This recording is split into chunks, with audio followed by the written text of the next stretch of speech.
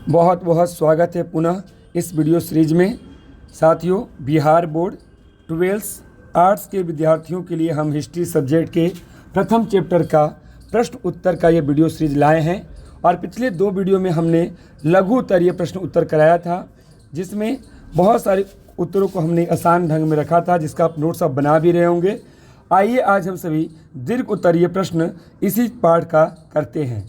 पहला प्रश्न हम सभी के सामने है, हड़प्पा सभ्यता का नगर योजना की विशेषताओं का वर्णन कीजिए। यानी वो नगर के अंदर क्या खासियत थी, इसकी क्या विशेषता थी। तो हमारे सामने उत्तर है, हड़प्पा सभ्यता अपनी उत्कृष्ट नगर योजना के लिए जानी जाती है। इसकी कुछ प्रमुख विशेषता इस प्रकार है। पहला, ग्रिड पद्धति। नगरों को एक निश्चित ग्रिड पैटर्न पर व्यवस्थित किया गया था, जिसमें सड़कें एक दूसरे को समकोण पर काटती थी। इससे पूरे नगर को आयताकार खंडों में विभाजित किया जा सकता था। यानी जैसे बात करें तो एक रोड जो है आकर क्या करती है, चौराहे पर देखिएगा जहाँ पर 4 रोड मिलते हैं, है ना। तो इस प्रकार जो होता था, एक समकोण बनता है। एक रोड दूसरे रोड को कितने डिग्री पे काट रहा है, 90 डिग्री पे काटता था। और बात करें तो ग्रिड पत्ती मतलब जालनुमा, इसे चेस बोर्ड पत्ती भी कहते हैं। आप सभी पाठ में पढ़ाया गया होगा। और बात करा क्या, सुनियोजित जल निकास प्रणाली। हड़प्पा सभ्यता में ढकी हुई नालियों की एक विस्तृत यानी विशाल सुनियोजित प्रणाली थी, व्यवस्था था, है ना। घरों की नालियां सड़कों की बड़ी नालियों से जुड़ती थी, जो नगर के बाहर तक पानी को ले जाती थी। यह स्वच्छता के प्रति उसकी जागरूकता को दर्शाता है। आज भी आप अपने घर में देखिएगा तो घर की जो नालियाँ होती है, बड़े नाले से जुड़ा होता है, जो शहर के जो है रोड के अंदर अंदर जो है जाता है और शहर के बाहर पहुंचा जाता है। तो साथियों, उस समय जो है ये आपका जो है ये व्यवस्था था। नेक्स्ट इसका पॉइंट है, क्या आंसर का लिखेंगे कि विशाल सार्वजनिक संरचनाएँ। मोहनजोदड़ो में विशाल स्नानागार और अन्नागार जैसी सार्वजनिक संरचनाएँ भी मिली हैं। और विशाल स्नानागार का उपयोग संभवतः धार्मिक अनुष्ठानों के लिए किया जाता था, जबकि अन्नागार आज के भंडार के लिए बहुत महत्वपूर्ण है। साथियों, आज भी देखिएगा पर्व त्यौहार में हम लोग स्नानागार का यूज करते हैं, है ना। और जो है अन्न के लिए अन्नागार का यूज करते हैं। तो ये नगर का क्या है, पहचान है। बात करें आवासीय भवन का, तो आवासीय भवन आमतौर पर एक आंगन के चारों ओर बने होते थे, जिसमें कई कमरे होते थे और प्रत्येक घर में स्नानागार और शौचालय की व्यवस्था थी, जो व्यक्तिगत स्वच्छता पर उनकी जोर को दर्शाता है। यानी जो है साफ सफाई का बहुत अच्छा ख्याल रखते थे। तभी तो ये हड़प्पा सभ्यता, सिंधु घाटी की सभ्यता, जो नगरीय सभ्यता थी, इतना फेमस हुआ। बात करें नेक्स्ट टॉपिक में, आप सभी लिखिएगा, दुर्ग और निचला शहर। अधिकांश हड़प्पा स्थल जो है 2 भाग में थे। एक ऊंचा, जिसे दुर्ग या गढ़ कहा जाता था, और एक निचला शहर। दुर्ग पर संभवतः शासक वर्ग या महत्वपूर्ण लोग रहते थे, जबकि निचले शहर में सामान्य नागरिक निवास करते थे।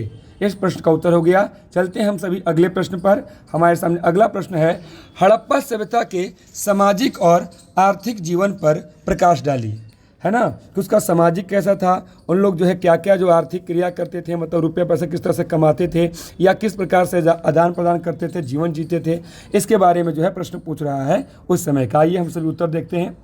हड़प्पा सभ्यता का सामाजिक और आर्थिक जीवन काफ़ी विकसित था, डेवलप था। सामाजिक जीवन के बारे में पहले हम सभी लिखेंगे उत्तर में। हड़प्पा सभ्यता में सामाजिक विभिन्नताएँ मौजूद थी, जो उनके आवासों और दफनाने के तरीके से स्पष्ट होता है। कुछ लोगों का आवास बड़े और अधिक सुविधाजनक थे, जबकि कुछ के छोटे थे। कब्रों में मिली विभिन्न प्रकार की वस्तुएं भी सामाजिक स्तरों की ओर इशारा करता है।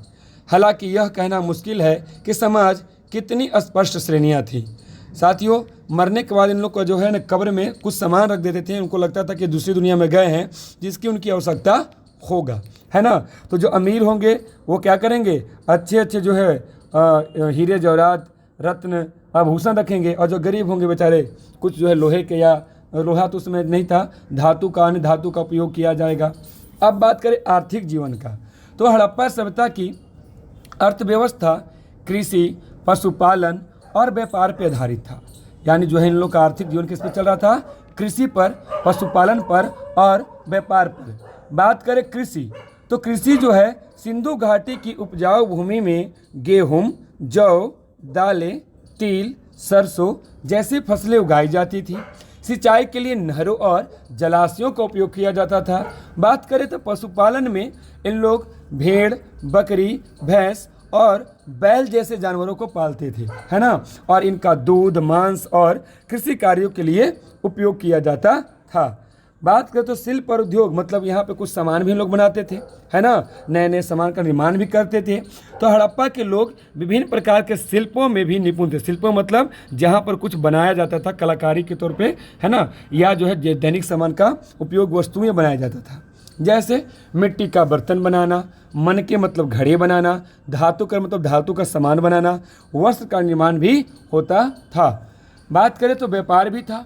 हड़प्पा सभ्यता का मेसोपोटामिया और अन्य क्षेत्रों के साथ भी व्यापारिक संबंध था। पुरातात्विक साक्ष्यों में मेसोपोटामिया, मोहरे और हड़प्पा की वस्तुएं मिले हैं और व्यापार जो है जल मार्ग और थल मार्ग दोनों से होता था, है ना। ये मोहरी बताती हैं मेसोपोटामिया से की थी मोहरे की भाई वहाँ पे हम लोग व्यापार करने जाते थे। और पिछले वीडियो में आप लोग को बताया था कि हम जो है सिंधु सभ्यता के लोग को मेसोपोटामिया के लोग मेलुहा का शब्द का प्रयोग करते थे। आइए अगले प्रश्न की तरफ पढ़ते हैं। हमारा तीसरा प्रश्न है, हड़प्पा सभ्यता के पतन के विभिन्न कारणों का चर्चा कीजिए। साथियों, अगर ये वीडियो आपको पसंद आ रहा हो तो इसे लाइक करें और जो है आपको और किस सब्जेक्ट पर वीडियो चाहिए, प्रश्न उत्तर चाहिए, कमेंट में ज़रूर बताएं। और जो है कमेंट में आपका टेलीग्राम चैनल का पिन लिंक किया गया है, तो आप सभी उससे क्लिक कर कर जो है आप जो है उस ग्रुप को ज्वाइन कर सकते हैं। वहाँ पर इसका जो है आपको PDF भी प्रोवाइड कराया जाएगा, टेस्ट फ्री ऑफ कॉस्ट जो प्रोवाइड कराया जाएगा और आने वाले बहुत सारी सुविधाएं आपको पढ़ाई से संबंधित दिए जाएगा। तो आप सभी जो है अवश्य से अवश्य अपने साथियों के बीच में इसे शेयर करें। चलिए हम लोग चलते हैं तीसरे प्रश्न की ओर। हड़प्पा सभ्यता के पतन के विभिन्न कारणों का चर्चा कीजिए कि कैसे ये जो हड़प्पा सभ्यता समाप्त हो गया। हड़प्पा सभ्यता के पतन के कारण अभी भी रहस्य बने हुए हैं और इस संबंध में कई सिद्धांत प्रचलित है। साथियों, क्योंकि हम लोग ने पिछले वीडियो में पिछले प्रश्नों में जाना था कि हड़प्पा सभ्यता के लिपि जो लोग लिखना तो जानते थे मगर अभी भी उसके वर्ण को हम लोग पढ़ नहीं पाए, डिकोड नहीं कर पाए हैं, तो इसलिए उसका एग्जैक्ट जानकारी हम सभी का नहीं मिलता है कि आखिर ये सभ्यता जो है ये सभ्यता कैसे समाप्त हुआ था। तो देखिए, अनुमान हम सभी लगाए हैं। तो पहला क्या है, कुछ लोग का कहना है जलवायु परिवर्तन। कुछ इतिहासकारों का मानना है कि जलवायु में परिवर्तन हुआ, जैसे मान लीजिए सूखा पड़ गया तो लोग क्या हो गए, इधर उधर चले गए या मर गए। और बात करें नदियों का सूख जाना, जैसे सिंधु नदी था, अगर वो सूख जाएगा तो सारा व्यापार रुक गया, कृषि रुक गया, तो सारा का सारा सभ्यता क्या हो गया, समाप्त हो गया। कृषि और जल आपूर्ति का प्रभावित किया होगा, हो सकता है खेती नहीं हुआ हो या जल नहीं हुआ हो, इससे सभ्यता का क्या हुआ होगा, पतन हो गया होगा। या नदी मार्ग में परिवर्तन, यानी जो है सिंधु नदी और उसकी सहायक नदियों में के मार्ग में परिवर्तन के कारण बाढ़ आ सकता है। सिंधु नदी अपना क्या किया, रास्ता बदल लिया, बाढ़ आ गया तो सब बाढ़ में डूब गए। मिट्टी के कटाव की समस्या आई होगी, मिट्टी कटकर जो है बह गई उपजाऊ मिट्टी, जिससे कृषि और बस्तियाँ प्रभावित हुई होगी और यह सभ्यता समाप्त हो गया होगा, नगरीय सभ्यता समाप्त हो गया होगा। अगला हम लोग जो है अनुमान लगाते हैं कि इसका अति शोषण हुआ होगा।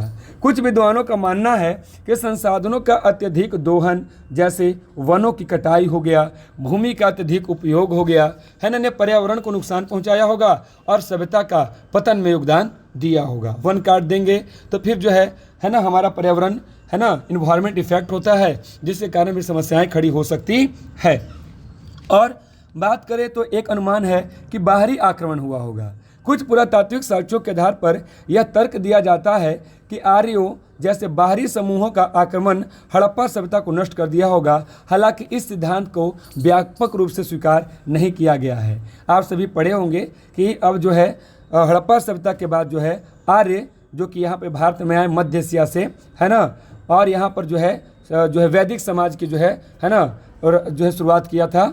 तो बात करें इसको, लेकिन बहुत सारे विद्वान नहीं मानते हैं। अगला पॉइंट है आपका आंतरिक संघर्ष। यह भी संभव है कि आंतरिक लड़ाई होगी, कलह हुई होगी, सामाजिक अशांति हुआ होगा या राजनीतिक अस्थिरता होगी, मतलब राजा जो है बार बार मर जा रहा होगा, व्यवस्था ये होगा, तो सभ्यता धीरे धीरे क्या हो गया होगा, कमज़ोर हो गया होगा। और अंतिम अनुमान हम लोग ये लगाते हैं कि महामारी हो सकता है। किसी महामारी के फैलने से बड़ी संख्या में लोगों की मृत्यु हो सकती है, जिससे सभ्यता का पतन हो सकता है, मतलब समाप्त हो सकता है। लेकिन लास्ट में ये भी लिखिएगा कि ध्यान रखना महत्वपूर्ण यह है कि हड़प्पा सभ्यता के पतन का कोई एक निश्चित कारण ज्ञात नहीं है और संभवतः कई कारकों के संयोजन ने इसके अंत में योगदान दिया होगा। साथियों, आइए हम सभी चलते हैं आज के चौथे प्रश्न पर। और चौथा दीर्घ उत्तरीय प्रश्न है, हड़प्पा सभ्यता के पुरातात्विक साक्ष्यों का वर्णन कीजिए जो उस समय के धार्मिक मान्यताओं और प्रथाओं पर प्रकाश डालते। साथियों, जब हड़प्पा जगह की खुदाई हुई तो वहाँ से बहुत सारे एविडेंस मिले, साक्ष्य मिले, जिसके आधार पर पता चलता है कि उन लोग किस धर्म को मानने वाले थे, कैसे प्रथाओं का प्रचलन था, है ना, उसकी जानकारी हमें मिलती है। तो आइए इसका उत्तर हम लोग देखते हैं। उत्तर है, हड़प्पा सभ्यता से प्राप्त पुरातात्विक साक्ष्य उनकी धार्मिक मान्यताओं और प्रथाओं के बारे पे कुछ संकेत देते हैं। जैसे हम लोग कोई धर्म को मानते हैं, कोई कल्चर को मानते हैं, है ना, और उस प्रथाओं को क्या करते हैं, अपनाते हैं। उसी प्रथा की बात कर रहा है। हालांकि उनकी धार्मिक प्रथाओं को पूरी तरह से समझना मुश्किल है। बात करें कि इसमें क्या है, क्या मिला था वहाँ पे, तो हमें मातृ देवी की जब खुदाई हुई थी हड़प्पा सभ्यता का, तो मातृ देवी की मूर्तियाँ मिली थी और बड़ी संख्या में नारी की मृण मूर्तियाँ यानी मिट्टी की मूर्तियाँ मिली हैं, जिन्हें मातृ देवी या उर्वरता के देवी माना जाता है, क्योंकि वो जन्म देने वाली होती है ना, तो उर्वरता की देवी है। और यह मातृ पूजा का प्रचलन का संकेत है कि उन लोग जो है मातृ पूजा का करता होगा, और इसलिए हड़प्पा सभ्यता को हम लोग मातृसत्तात्मक भी कहते हैं, क्योंकि महिलाओं की जो है बहुत सारी मूर्तियाँ मिली है। बात करें तो पशुपति मोहर, एक मोहर पर एक पुरुष की आकृति का योग मुद्रा में बैठे हुए दिखाया गया है। एक मोहर मिला है जिसमें पशुपति का जो है तस्वीर लगा हुआ है, जिसमें एक जो है न पुरुष क्या है, योग मुद्रा में बैठे हैं, जिसके चारों ओर जानवर हैं। इसे पशुपति या आदि शिव के रूप में पहचाना गया है, जो शिव के प्रारंभिक रूप की पूजा का सुझाव देता है, बताता है। और बात करें तो लिंग और योनि, है ना, लिंग और योनि के भी प्रतीक मिले हैं। पत्थर के बने लिंग और योनि के आकार की वस्तुएं मिली हैं, जो प्रजनन और उर्वरता से जुड़ी पूजा का प्रतीक हो सकती है ना। तो जनसंख्या को जो है मेंटेन करने के लिए प्रजनन और उर्वरता से जुड़ी हुई, है ना, का प्रतीक लिंग और योनि भी मिला है। बात करें अग्निवेदियाँ भी मिली हैं। अग्निवेदियाँ मतलब जहाँ पर यज्ञ करते हैं वो। तो लोथल और कालीबंगा जैसे स्थलों पर अग्निवेदियाँ मिली हैं, जो यज्ञ या अग्नि पूजा के प्रचलन का संकेत देती हैं। बात करें यहाँ पे खुदाई हुआ तो और क्या मिला है, स्नानागार। तो मोहनजोदड़ो के विशाल स्नानागार धार्मिक स्नान या अनुष्ठानों के लिए उपयोग किया जाता रहा होगा। साथियों, आप सभी जानते हैं कि छठ पूजा में हम लोग सामूहिक स्नान करने के लिए गंगा घाट या कहीं घाट, नदी घाट या नहर घाट के पास जाते हैं, है ना। तो उसी तरह से धार्मिक अनुष्ठान में जो है इन लोग भाग लिया करते होंगे। नेक्स्ट पॉइंट में पशु पूजा। कुछ मोहरों पर जानवरों के चित्र मिले हैं, जैसे कि एक सींग वाला जानवर जिसे यूनिकॉर्न भी कहा जाता है, तो पशु पूजा का भी महत्व को दर्शाता है। फिर इन लोग वृक्ष पूजा भी करते थे। कुछ मोहरों और मृण मूर्तियों पर पीपल के वृक्ष की भी छवियाँ मिली हैं, जो वृक्ष पूजा का भी प्रचलन का सुझाव देता है कि भाई वृक्ष पूजा भी लोग करते होंगे, है ना। यह ध्यान रखना महत्वपूर्ण है कि हड़प्पा लिपि को अभी तक पढ़ा नहीं जा सका है, इसलिए उनकी धार्मिक मान्यताओं के बारे में हमारी समझ पुरातात्विक साक्ष्यों के आधार पर ही अनुमान लगाने तक ही सीमित है कि हम इतना ही अनुमान लगा सकते हैं। आइए हम सभी आज का अंतिम और पांचवा दीर्घ उत्तरीय प्रश्न को करते हैं। हड़प्पा सभ्यता के अध्ययन के प्रमुख स्रोतों का वर्णन कीजिए। यानी जो हड़प्पा सभ्यता के बारे में हमें जानकारी मिला है, आखिर वो हमारा सोर्स क्या है, स्रोत क्या है, कि ये कहानी हम आपको बता रहे हैं और ये चैप्टर हम लोग को समझने को मिल रहा है। हड़प्पा सभ्यता के अध्ययन के लिए मुख्य पुरातात्विक स्रोत निम्नलिखित हैं। पहला, उत्खनन से प्राप्त अवशेष। यानी जब खुदाई हुआ, उत्खनन का मतलब खुदाई होता है, तो उत्खनन से प्राप्त जो हमें अवशेष हुआ था, कहाँ कहाँ खुदाई हुआ था आप पढ़े होंगे बुक में। हड़प्पा में, मोहनजोदड़ो में, ये सब जगह का नाम है। हड़प्पा, मोहनजोदड़ो, लोथल, कालीबंगा, धौलावीरा, राखीगढ़ी जैसे विभिन्न स्थलों पर किए गए उत्खनन से प्राप्त ईंटें, पत्थर, औजार, हथियार, बर्तन, आभूषण, मूर्तियाँ और मोहरे सभ्यता के बारे में बहुत सारी जानकारियाँ प्रदान करती हैं। तो ये पहला तो उत्खनन के प्राप्त अवशेष हो गए। और यहाँ पर भवनें और संरचनाएं भी मिली है, जिससे कि नगर योजना, आवासीय भवन, सार्वजनिक स्नानागार, अन्नागार, जल निकासी प्रणाली जैसी संरचनाएं उस समय की वास्तुकला, इंजीनियरिंग कौशल और सामाजिक संगठन पर भी प्रकाश डालती है। और क्या मिले हैं, मोहरे और मुद्रांकन मिले हैं। यानी मुद्रा के ऊपर जो है जो चिन्ह बनाते थे वो। हड़प्पा सभ्यता की मुहरें जिन पर विभिन्न प्रकार के चित्र और संभवतः लिपि अंकित हैं, धर्म, व्यापार और प्रशासनिक व्यवस्था के बारे में हमें क्या करती है, जानकारी देती है। और क्या बात करें तो यहाँ पर मिली थी मृण मूर्तियाँ, यानी जो है मृण मूर्तियाँ मतलब मिट्टी की मूर्तियाँ। तो मिट्टी की बनी हुई मूर्तियाँ मिली। विशेष रूप से क्या मिला था, मातृ देवी, जो कि पहले भी चर्चा कर चुके इस वीडियो में, और जानवरों की भी मिट्टी की मूर्ति मिली थी। धार्मिक विश्वासों के आधार पर जीवन को समझने में ये हमें मदद करती है कि उन लोग किस समाज में कैसे जीवन करते जीते होंगे। और क्या मिला है, मनके और आभूषण। मनके का मतलब घड़ा, और जो है आभूषण जो हम लोग पहनते हैं ज्वेलरीज, वो विभिन्न प्रकार के पत्थरों, धातुओं और सीपियों से बने मनके और आभूषण उस समय की कला, शिल्प कौशल और व्यापारिक संपर्कों को दर्शाता है। और बात करें साथियों तो अंतिम पॉइंट जो है, कब्रिस्तान यहाँ से मिला था खुदाई होने पर। हड़प्पा स्थलों से प्राप्त कब्रिस्तानों में दफनाए गए शवों और उनके साथ रखी गई वस्तुओं से सामाजिक विभिन्नताओं और अंत्येष्टि यानी अंतिम क्रिया, अंत्येष्टि प्रथाओं के बारे में जानकारी मिलता है कि इन लोग जो है मरने के बाद कैसे जो है अंतिम संस्कार, अंत्येष्टि क्रिया करते होंगे। इन पुरातात्विक स्रोतों के सावधानीपूर्वक अध्ययन और विश्लेषण के माध्यम से ही हम हड़प्पा सभ्यता के बारे में जानकारी प्राप्त कर पाते हैं। साथियों, थैंक्स फॉर वाचिंग वीडियो। आपने लास्ट तक देखा, ऐसे ही हमारे वीडियो में बने रहें और आप सभी के लिए निश्चित है कि बहुत अच्छे अच्छे वीडियो हम सभी जो है लाते रहेंगे। और मिलते हैं नेक्स्ट वीडियो में। साथियों, कमेंट में जो है टेलीग्राम का लिंक पिन किया गया है। आप सभी से निवेदन है कि आप सभी अवश्य जो है उसे जो है ज्वाइन कर ले और टेलीग्राम चैनल को। वहाँ पे PDF, नोट्स और क्लास का लिंक कमेंट किया जाएगा, है ना, उसमें जो है लिंक जो है पिन किया जाएगा। तो आप सभी को और भी बहुत सारे फ़ायदेमंद वीडियो जो आपके बोर्ड एग्जाम में काफ़ी 2026 में देने जा रहे हैं, उसके लिए मददगार साबित होगा। साथियों, आप सभी का बहुत बहुत धन्यवाद। All the best. जय माता दी।